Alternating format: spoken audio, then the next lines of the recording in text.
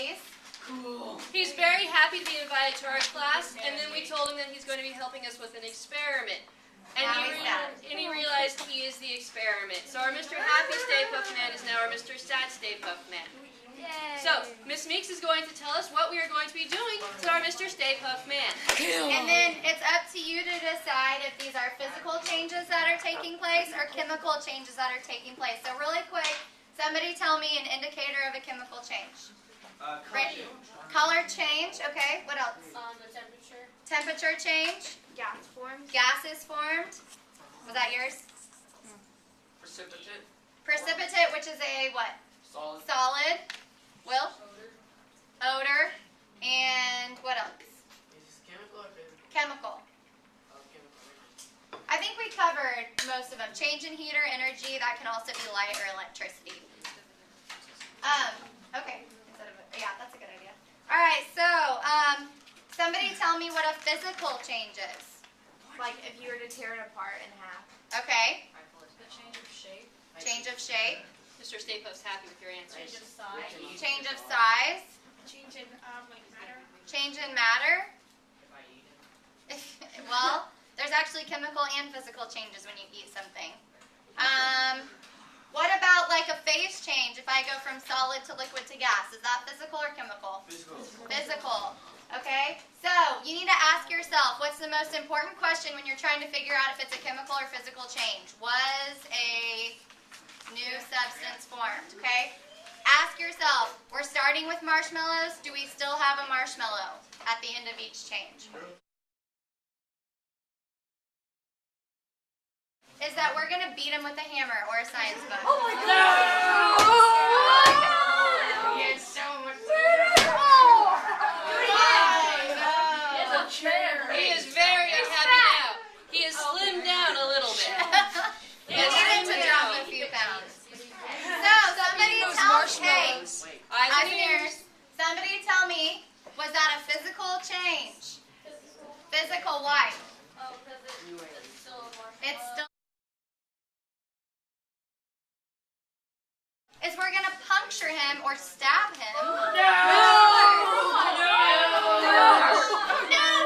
my God! Uh-oh, a piece of him even fell off. That's cruel. So cruel. I mean, he's hanging on by a thread. He is hanging on by a thread.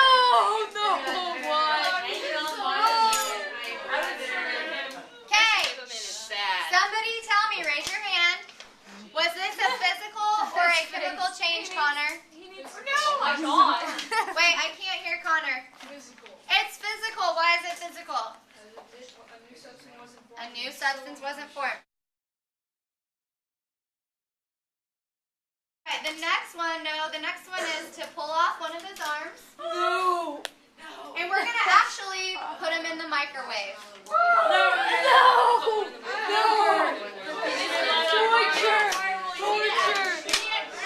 This has to be really hard for Marshmallow Man. Okay, so here's what we're doing. We broke down his arm. One part of his arm is going in the microwave. The other part of his arm is going to go into the boiling water. Food. What do they attack inside the food?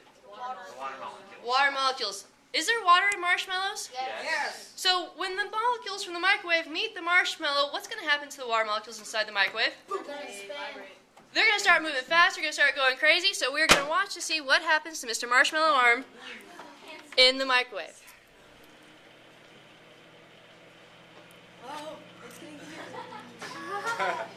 Yeah, if you're in the last row, you can move over a little bit. Is it going to explode? Okay, so we've seen it expand. Now, watch carefully when I take it out. You gotta keep watching. Oh, it's shrinking. What's happening to the marshmallow now? It's shrinking. So when we heat it up, the water molecules, they start moving faster. They start to expand. It starts pushing our marshmallow out. But as soon as we take it out of the heat, what do the water molecules start to do? Come together. They start to slow down. They start to come back together, so it shrinks back. Or is it just shaking by itself? It's probably me. Okay. I'm like, Okay, so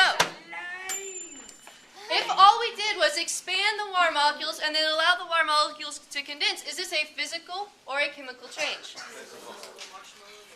Okay, so we see the physical, but I have a question. If I left it in there for, say, another 10 minutes, what would happen to it? Boom! Burn. It would start to burn. Once it starts to burn, when a food burns, can we change it back? No. So what kind of change are we going to see? Chemical. So if both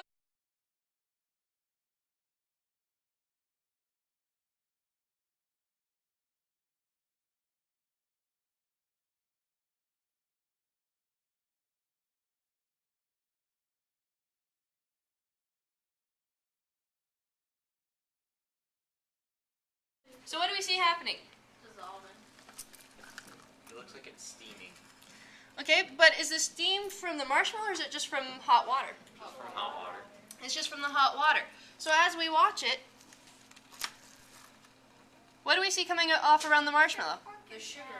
We see all of the sugar, exactly right. What we are doing to the marshmallow arm is it is dissolving it. It is taking all the sugar out and is pulling it into the water.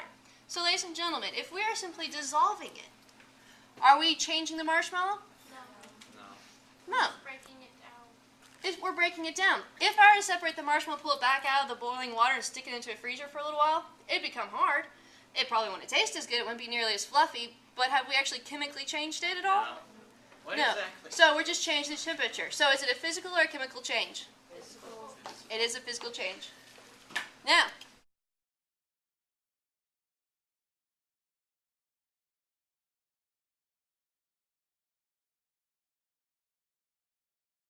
Next thing we are going to do is burn his arm with a match. We're going to try to burn it as completely as possible before we have to let the flame go out. So we want it to get very, very burned. We're putting it on fire at dead body. It's like, you know this kind of things where they melt people? Still burning. What's happening to it? It's burning. It's turning black. What is that black stuff? Ash. where is that coming from? Fire.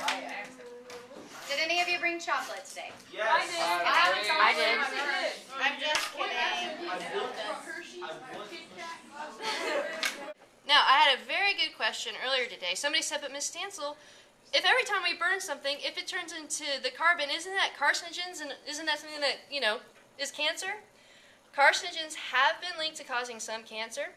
But ladies and gentlemen, when we eat a marshmallow, we have all sorts of things in our stomach that help to digest it. So if we eat burned food, we actually have stuff that will digest that. It kind of pulls out most of the harmful stuff. So we don't want to eat anything that's really charred and black because, well, one, it's not very good, and two, it does have a high amount of carbon in it. Now, it's a lot different from if you were around somebody who's smoking a cigarette. There's carcinogens in that. They are both the same, the burnt food and also from the cigarettes. The burnt food we can filter out with our stomach. Do we have anything in our lungs that has chemicals that can filter stuff out? No. No. So we get the full amount of those carcinogens.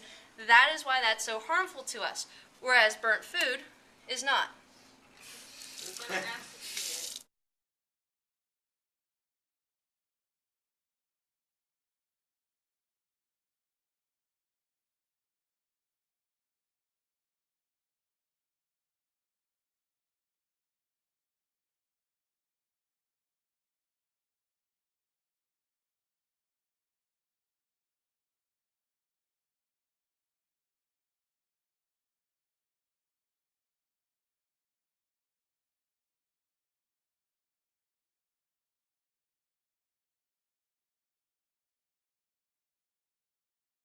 We're going to do, me and Miss Stansel, we're going to chew them up. We're gonna I want some. I want some.